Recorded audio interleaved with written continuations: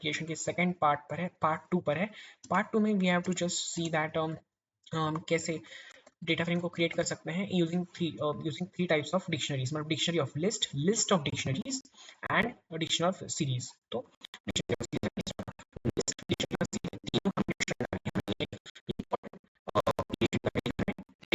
तो data frame, तो सबसे पहले आप टाइप देखते हैं डिक्शनरी ऑफ लिस्ट। इसमें बहुत सारे लोगों के कंफ्यूजन होते हैं, तो ध्यान से देख लेना। तो सबसे पहले मैं पूरा मीटर देता हूँ। We don't need to understand this. Import pandas pd सिर्फ यही लगने वाला है हमारे लिए, तो ये भी मैं डील कर देता हूँ। ओके, इंपोर्ट पांडास पीडी में डेटा फ्रेम, सबसे पहला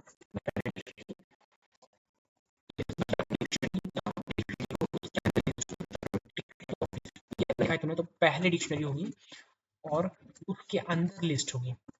ये समझ लेना, ये पूरा समझना जरूरी है कि डिक्शनरी ऑफ लिस्ट लिखा है तो लिस्ट के अंदर डिक्शनरी होगी। सेम अगर हमने लिस्ट ऑफ डिक्शनरी ऐसा लिखा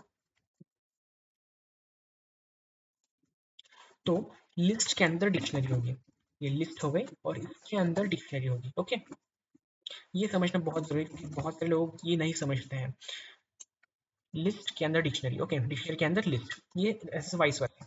and again now talking about the third part, third is dictionary of series. अब डिक्शनरी ऑफ सीरीज का अर्थ ये है कि सीरीज के अंदर डिक्शनरी, डिक्शनरी के अंदर सीरीज है, सॉरी या सो सीरीज है तो सीरीज के अंदर डिक्शनरी आएगी, डिक्शनरी के अंदर सीरीज। ओ, ये इतना ही कंफ्यूजन होता है कि एक डिक्शनरी है, ओके, डिक्शनरी है, डिक्शनरी के अंदर, I am so sorry, dictionary के अंदर बहुत सारी सीरीज आएगी। ओके, सो यहाँ पर देखो सीरीज यहाँ पर बहुत सारे प्रिंट हो चुके हैं, तो डिक्शनरी ऑफ सीरीज मतलब सीरीज, इसके अंदर सीरीज भी बहुत सारे, कितने भी हो सकते हैं, सीरीज 2 वगैरह। ओके, सीरीज 1 सीरीज 2 ऐसा, ये इसका साइंटैक्स हो गया, मतलब जो लिखा है वो इसके अंदर होता है, राइट साइड का लिखा हुआ लेफ्ट साइड के अंदर होता है। ओके, सो ये समझना। डिक्शनरी ऑफ सीरीज क्रिएट करके देखते हैं। सबसे पहला पार्ट, अगर डिक्शनरी ऑफ लिस्ट है तो इसका मतलब हमें एक लिस्ट क्रिएट करनी पड़ेगी जो डिक्शनरी के अंदर होगी। ओके, तो यहाँ पर हमने दो दो ये क्रिएट किए हैं, मतलब एक डिक्शनरी क्रिएट की है, उसके अंदर हमने लिस्ट के साथ डेटा असाइन किया है।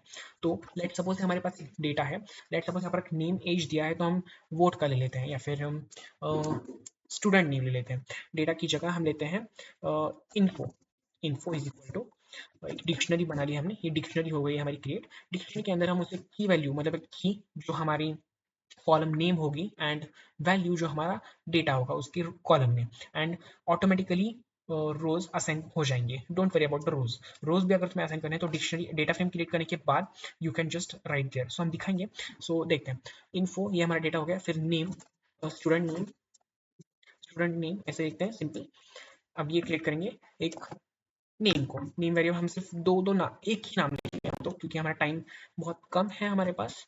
तो यश, अगेन मैं अपना नाम लिख रहा हूँ, फिर एक और नाम लिख लेते हैं, let suppose Anika, let's end comma देके एक और हम क्रिएट करेंगे वोट, वोट कर, वोट है, वोट लेट्स सपोज क्या आप देखते हैं बताने क्या।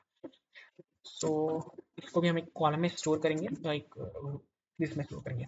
अब इसको स्ट्रिंग नहीं देते, इसको न्यूमेरिक ही रखते हैं हम भी। वोट 18, वोट मतलब एज लिखते हैं ना, वोट 18 है, 19, तो 19 comma let's suppose 21।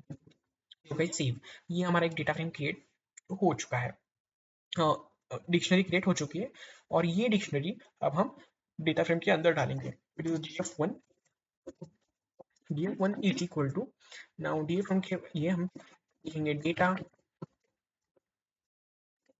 Frame, right, pd dot data frame. ये क्रिएट करने के बाद you can just write the info, info ये डेटा हो गया। अब इंडाइसेस जो तुम्हें चाहिए, इंडेक्स इज इक्वल टू, अब इंडेक्स में क्या क्या चाहिए, यहाँ पर हमें सिर्फ दो इंडेक्स क्रिएट हो जाएंगे, मतलब इसको हम देते हैं नेम ए। अब ये मैं नेम दे रहा हूँ ए कॉमा बी, राइट, ये हो गया नेम क्रिएट। अब करेंगे कॉलम का नाम, कॉलम का नामकरण तो ऑलरेडी हो चुका है लेकिन फिर भी हम इसे देंगे कि तुम्हें समझ आ जाए।